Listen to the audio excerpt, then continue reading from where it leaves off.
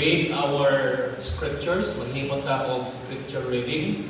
Ako ang mubasa sa verse 1. Then the congregation will read another verse. So kanang naka-bold mo na inyong basahon, ako ana wala naka-bold. Romans chapter 8, 18 to 21, so good. Sa 18 hangtod ni sa 27. Start sa letter of Paul to the Romans, chapter 8, verse 18. Paul writes, I consider that our present sufferings are not worth comparing with the glory that will be revealed in us.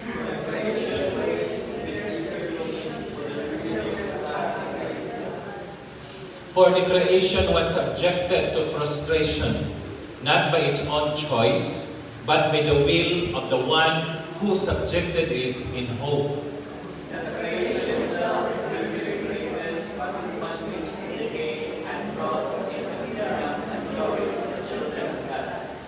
We know that the whole creation has been groaning as in the pains of childbirth right up to the present time. And also, but we ourselves, who have first fruits of the Spirit, grow eagerly as we wait eagerly for our adoption. For in this hope we were saved.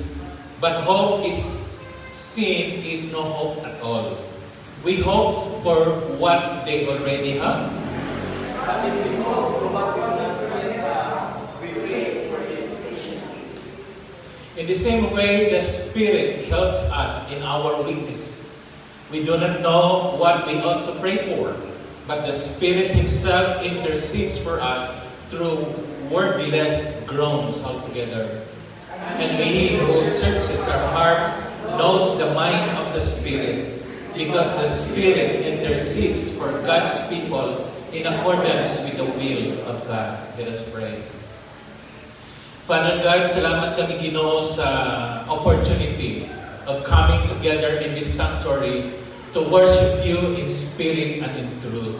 Thank You, Lord, that You will open up our hearts, our mind, so that we will understand Your words as we meditate in the book of Romans chapter 8. Father God, we also thank You that through the intercession of the Holy Spirit, in the power of the Lord Jesus Christ, there would be no interruptions. There would be no hindrances as we meditate Your word. We pray also for those who are listening and joining us online, that You will give them, O God, and give us all the good internet connection so that all together we can learn Your word. In Jesus' name we pray, Amen and Amen. As usual, we do not need to dwell on the passage of the Scripture without looking at the historical background, so that we will have to level up or level off our understanding on the writing of Paul's in the book of Romans. Especially that Romans 8:28 has been quoted many times. And if not all, Christians especially suffering in pain. And we have frustrations, we have painful experiences. Chapter 8 has been written by Paul, of course. And when he wrote this, he directed to the Roman Christians. Paul was in Rome preaching the Word of God, and he establishes the church in Rome. So when Paul left the Rome, going to another missionary journey, iyang isulatan ang mga magtotoo dito nakapuyo sa Rome, which is literally Rome until today, dito sa Italy. So, because this passage or the chapter 8 of book of Romans is directed towards the believers, it is wrong for the unbeliever to quote Romans 8:28. Again, Romans 8:28, para na ni siya kanato nga magtotoo. And those believers in Rome has been persecuted. because they follow the ways of a Christian life. And in order to encourage those believers in Rome, Paul wrote this to them. Those believers who have experienced sufferings. It may be sufferings on your health, sufferings on your psychological or mental health, or maybe sufferings in doing good in your workplaces. And others were persecuted, especially in times of Bible studies, ministries in Rome. So Paul here wanted to explain what is the difference and what's the connection, or is there any difference between the suffering of the believers and the salvation? And he said no. Because suffering exists alongside while believers wait for our final redemption. So ikot pasabot niya na. Dili ikot pasabot na Kristohano na ta, wala na tay kasakitan. Dili ikot pasabot na Christian na ta, sulbat ta ng problema. Dili ikot pasabot na Kristohano na ta, di na ta ma-fallen down. O katong mga weaknesses, mawala na siya. Paul says, suffering exists or coexists with our hopes. Kung sa atong hope, our hope is the coming redemption. Sa may diferensya sa redemption nato karon ug redemption nato kasunod, we will talk to that later. The entire passage nga atong gibasa will cover 3 groanings. Number 1, the creation that groans. We, the believers, groaning. And the Spirit of God is also groaning. Mani atong coverage karon nga sermon so that we will all be guided with the 3 main points found in the scriptures, Romans 8:18 to 27. And in our journey, we see that Paul is talking about suffering. Naba nato dinhi nga nag-antos sa kagwapo, nag-antos sa kagwapa, nag-antos sa dako nga sweldo o dako nga position, or nag-antos tungod kay naisakit sa lawas, of which one of our followers this morning in the US is watching with us, Charles and Julita, who is our donors for our 3rd floor window. He gives us $500. Thank you for watching with us and thank you for your donations. Though you are suffering physically, but Paul was saying also in this passage that there is hope. Maski makahuna-huna ka nga, mamakay na magigkuhan kamatayon ng ginagong padol nga nani. You might be true, it might be not, but the point of Paul is, while suffering exists, there is hope in those sufferings. And he said, there is a divine intervention. There is a divine act. Well, we'll talk to that one by one. Let's start with point number 1. The creation groans. When you see creation, the entire world, the creations. Atong basahan balik in verses 18 to 22, Paul writes, I consider that our present sufferings are not worth comparing with the glory that will be revealed to us. That is a conclusive statement first. Why? For the creation waits in eager expectation for the children of God to be revealed. For the creation was subjected to frustration, not by its own choice, but by the will of the one who subjected it, in hope that the creation itself will be liberated from its bondage to decay and brought into the freedom and glory of the children of God. And we know that The whole creation has been groaning as in pains of childbirth right up to this present times. Girls and women, kinsa din ay nakasulay ng panganak? Raise your right hand.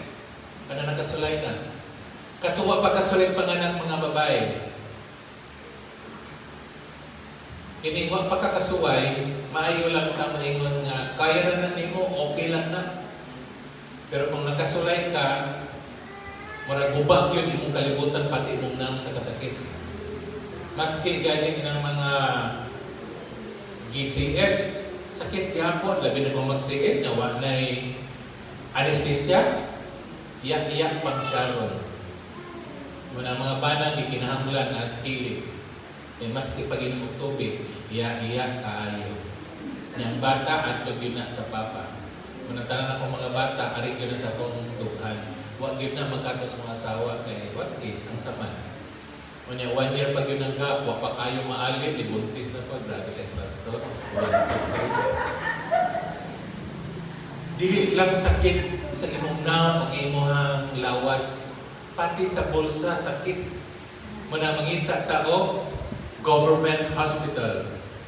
Ay, mamatay ka ng government hospital, kita ka ito, ACE, ngatin nga ito sa Ramero, Yatsiniu, pagawas pa ang bill pating dakuha.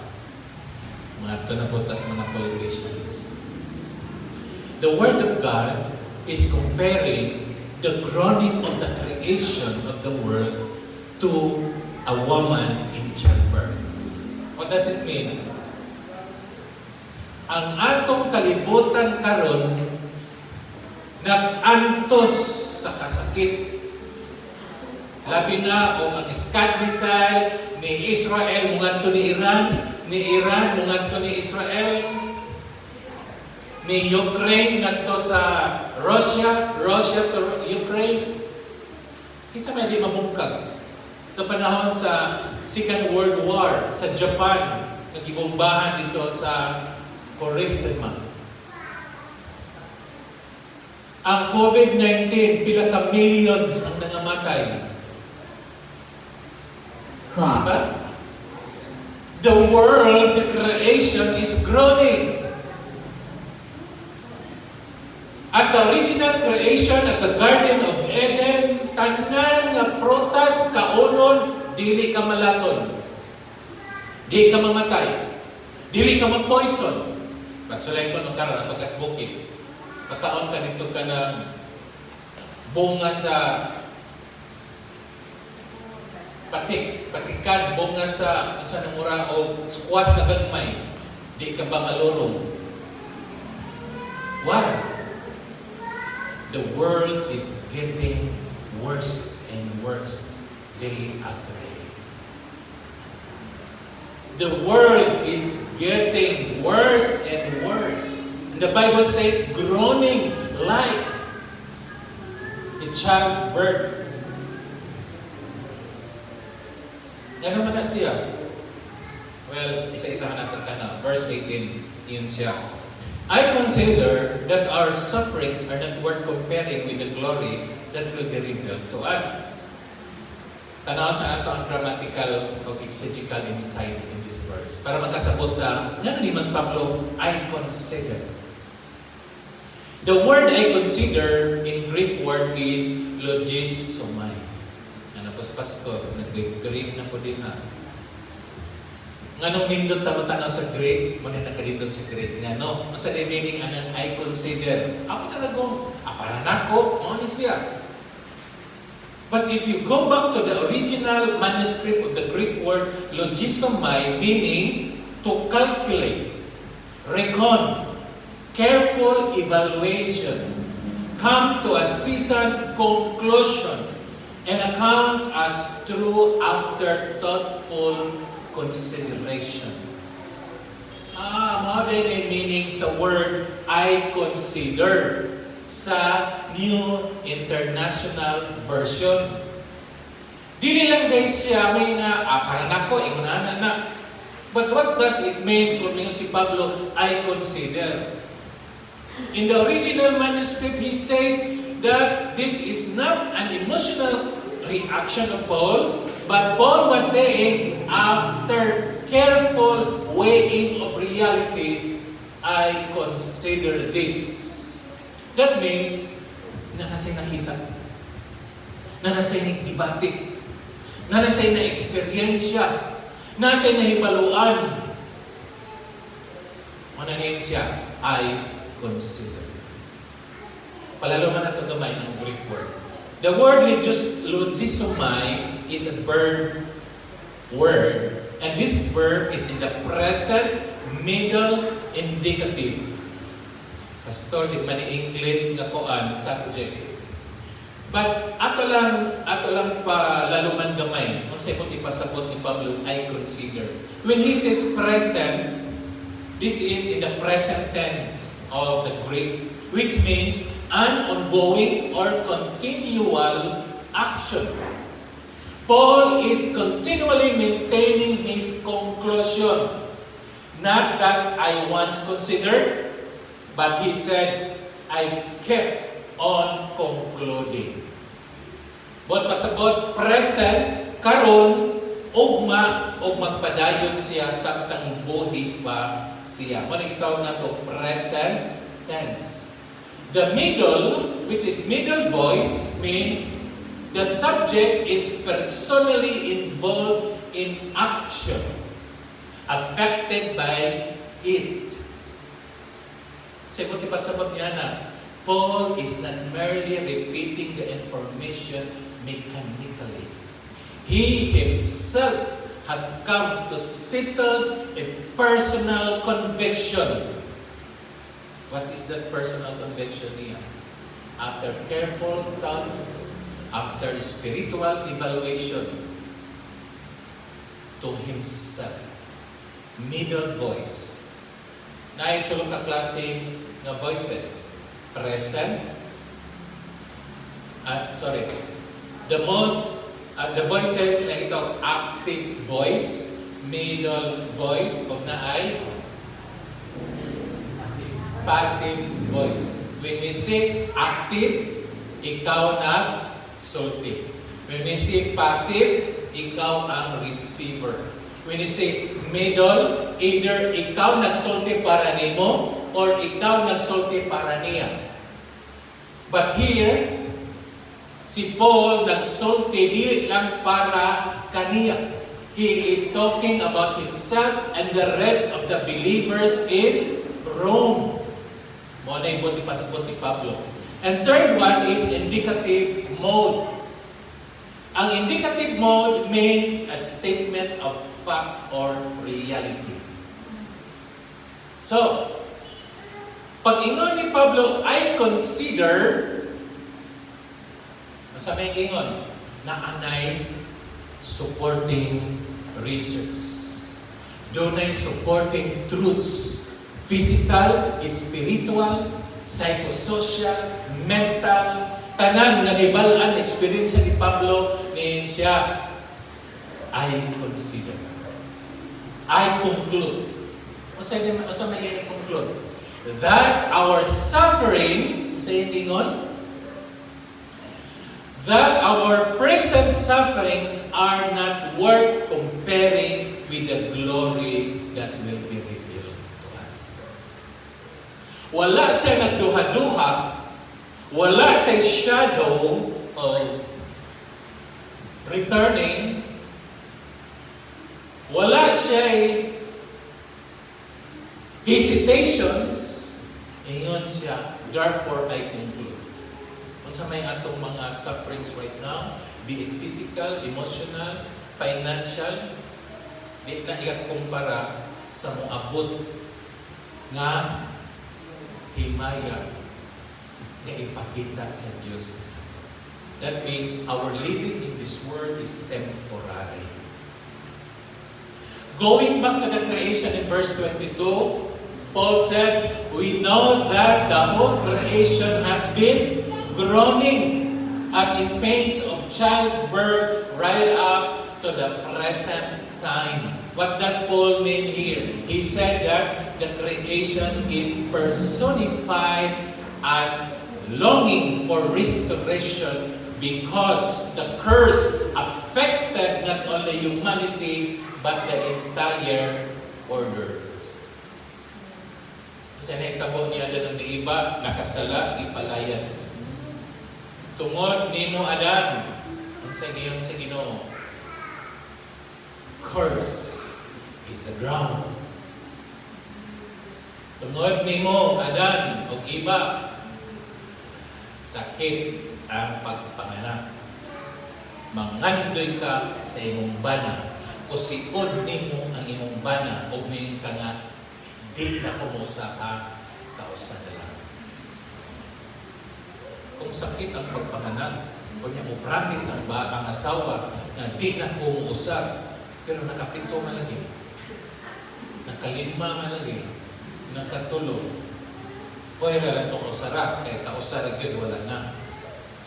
The groaning here, the word groaning, carries the idea of deep suffering mixed with expectations. Masaya diferensya sa groaning without expectation. Kung nag-antos ka o niya wakay paglaong, ang buhaton nimo, mayin ka, may pagmamatay na.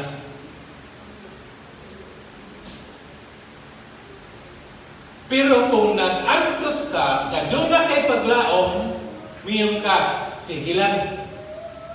Hindi ka matay na ko, anak ko'y sakit. Sige lang. Luwason ko sa Ginoo sa akong physical na sakit or dili, okay ra. Why? Anyway, ringapunta ko sa langit, diyan mo na yung sakit. Manang nabitaw mamatay, nagikan sa ospital, o niya nagantos, hindi ka matay, may hindi itong intundan.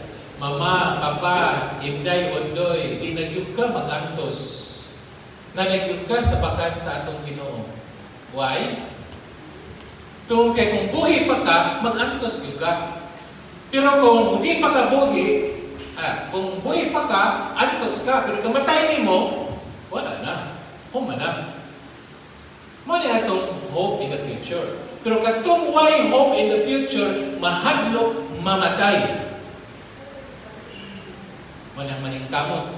Bisag wa na ikaprinda, mga tugyapon sa ospital. Sa buto na lang ang doktor, tingnan dok ato na sa bahay. Pero ang pasyente gusto pa magpuyo sa ospital kaya magpakabuhi. But for us who have that hope, ang atong sakit, ang atong problema, we know, moabot ra sa katapusan. Amen?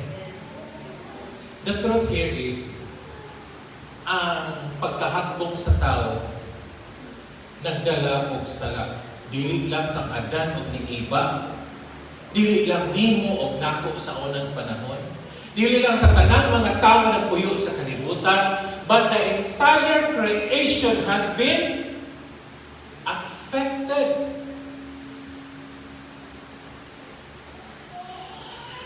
Dili na ka makakumpiyansa. Kay karon labing inita tungod sa gitawag na to o global warming. Ang NGCP, sige nag-announce o brown out. Ano man?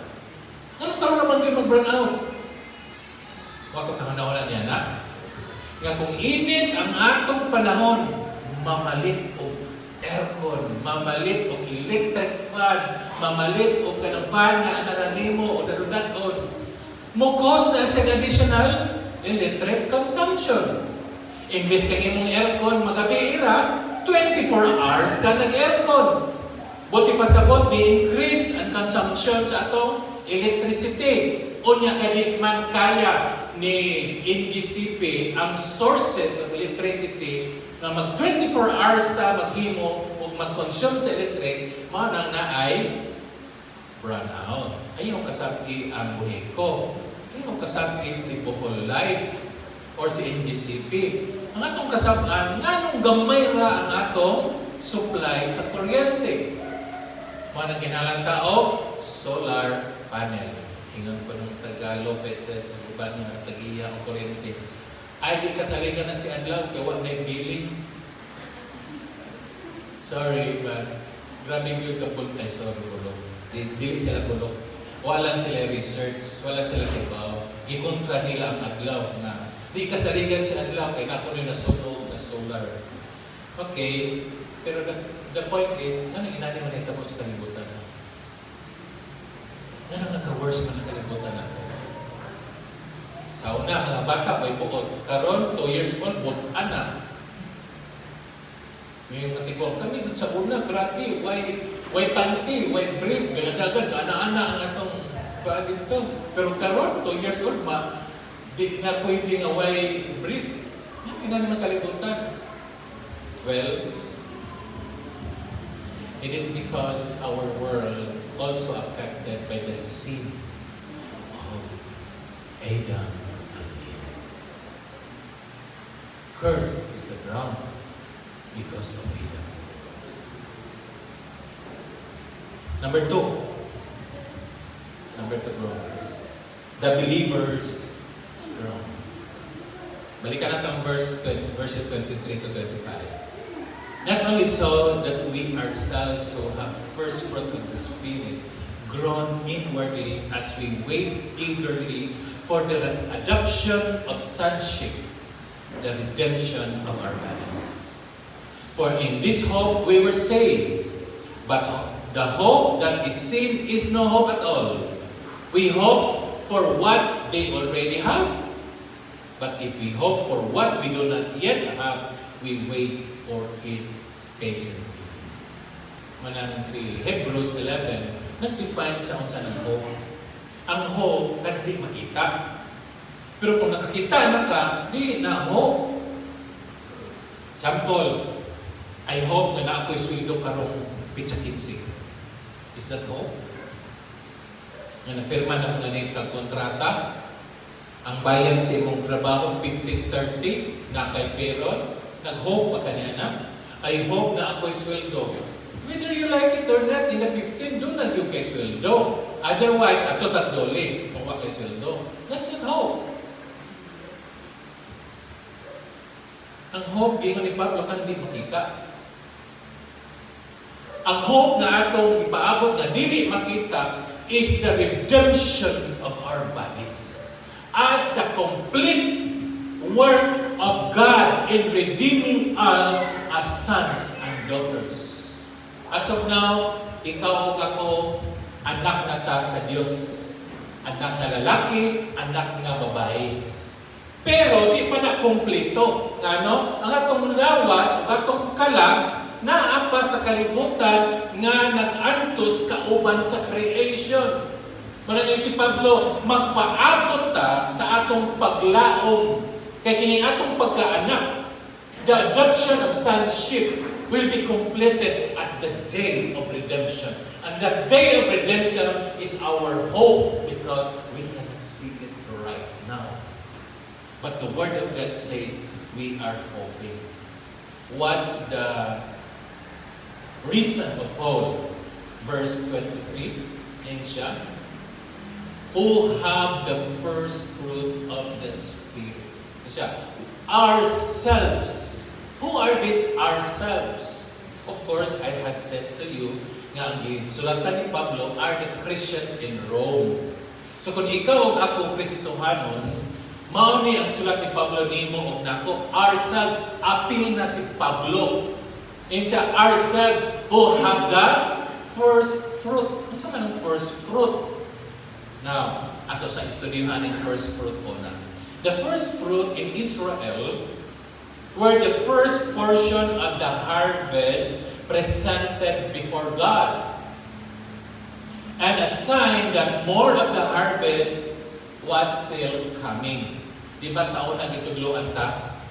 Unang sweldo ihatag sa Ginoo.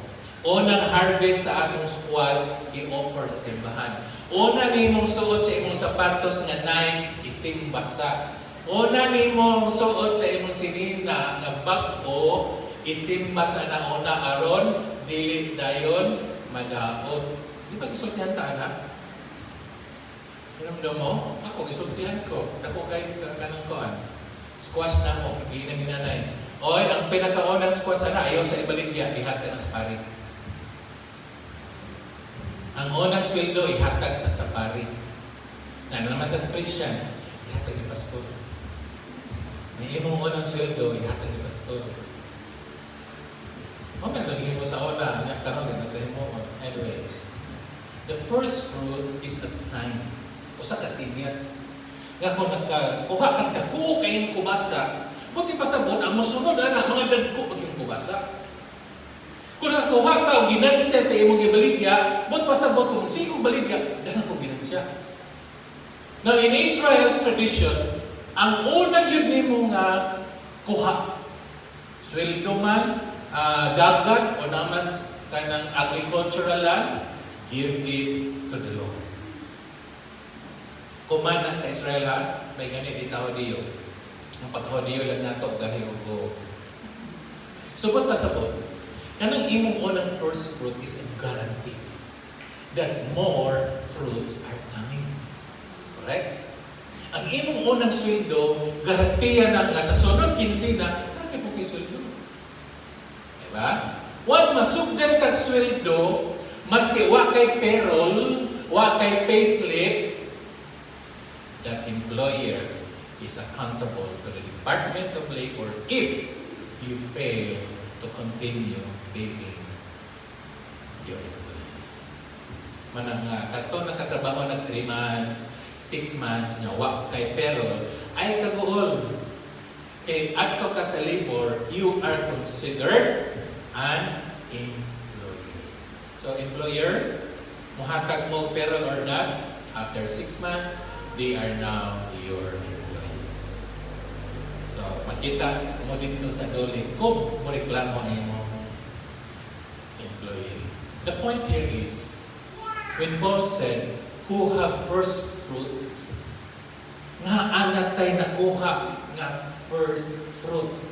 If you translate that into spiritual, ingon si Pablo, who have the first fruit of the Spirit.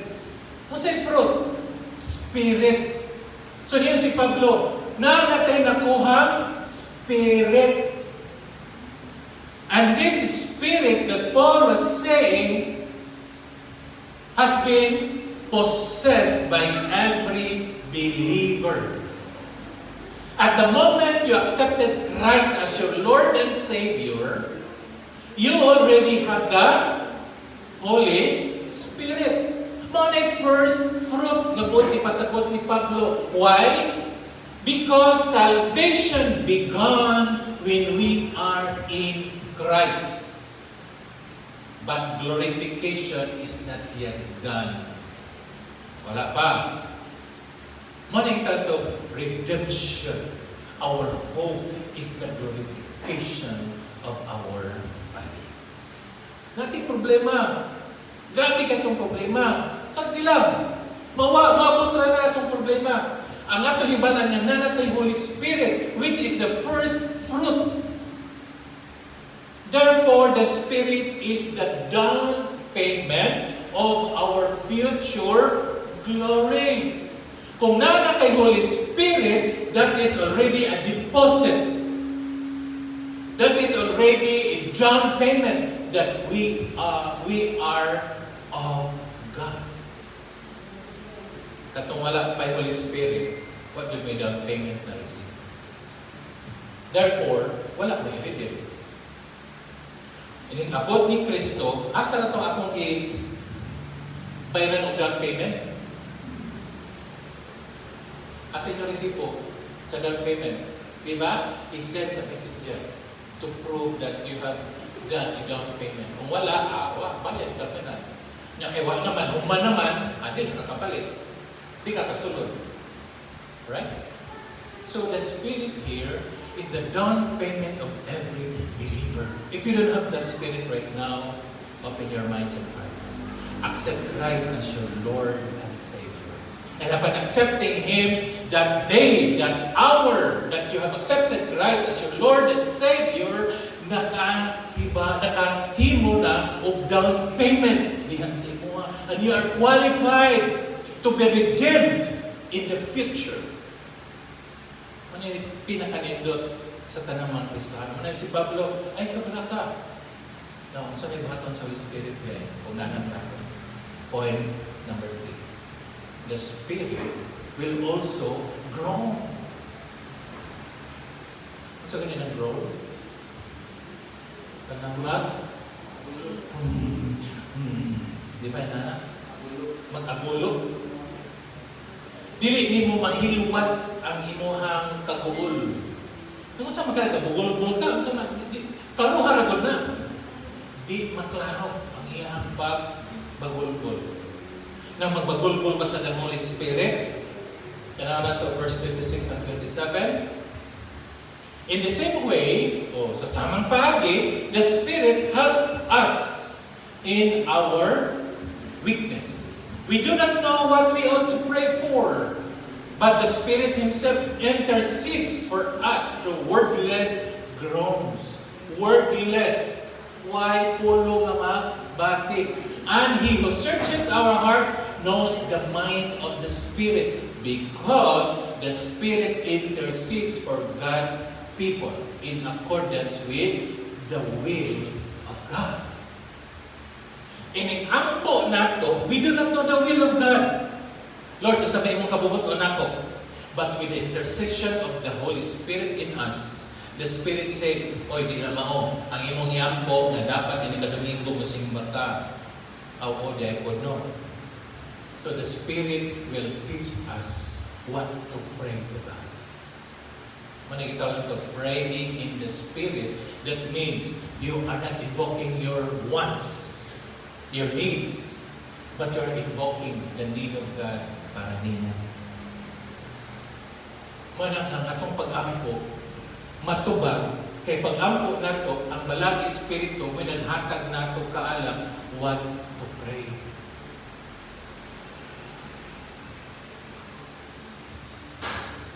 Pag-unit helps us. What does helps here? Mutabang ba ang balang Espiritu? Now, help here is a powerful compound word meaning. Means to take hold together with someone. So, duha ka po. The Spirit does not merely watch, He carries the burden with us. Kung ang imo hunahuna, ang Spirit na ara din yung nagtuyok-tuyok, wala nimo, di ni mao. The Spirit will not just watch you doing something.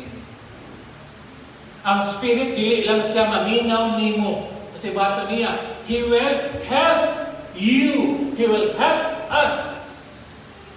Di na to kaya. Kung sakit na imong sakit ng ibate, nga mura na kag malorong sa kasakit, the Spirit will give you strength, hope in the Lord. Kung ang imong problema karon, grabe na yun nga mura nang ihiko, ikamatay na nimo, hope in the Lord. The Spirit will give you wisdom. Think. Sit down. Read the Word of God. Meditate His Word. And the Spirit will tell you what to do. And that's how the believers will confront our weaknesses, our sicknesses, and even our pains. Ang iyang tabangan sa dihang kita may kaluyaon. The weakness here, Paul does not say, if you become weak. But Paul says, when you are weak. Sa diferensya na duha. Ang Ginoo mo tabang nimo kung maluya ka. Wala pa. But ang Ginoo mo tabang nimo kung luya na ka. Manang usahay mo ta. Lord, walang yung kulay ang tuan. Ikaw na yun. Ikaw na bahala na ni Lord. Nga naman, luya naman ka.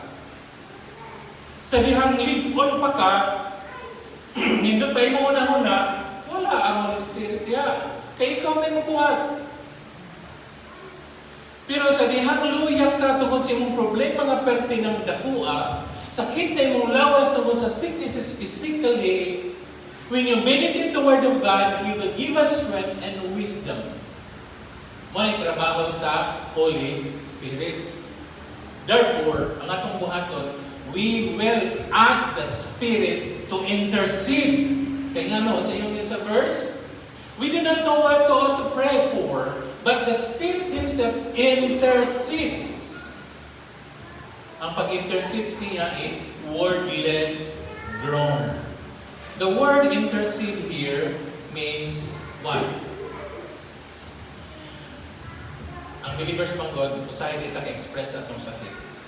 Usahay dito ka-language sa atong pain, sa atong mga problema, confusions, yet the Spirit intercedes according to the will of God. Nga naman ka-intercede ang Holy Spirit? The triune God is involved in our weaknesses, sufferings, and pain. Look at it. Trinitarian comfort. What pasabot? The Father, the Son, and the Holy Spirit is working in us. The Father searches our hearts. The Spirit intercedes. And Christ secures our redemption. See? Nabiyaan ba ta? Are we alone in our problems? In your sicknesses? Maski na ka sa hospital, maski na ka sa imong balay, maski na po imong problema, the triune God is working in us. And that's how Paul is encouraging the Roman believers. And for us, the Christian life is not the absence of weakness. Christian ta, and yet doon napatay mga weaknesses. Christian ta, and yet daghan patag problema. It's not about the absence of weakness in our Christian life. It is the presence of a divine help in our weakness.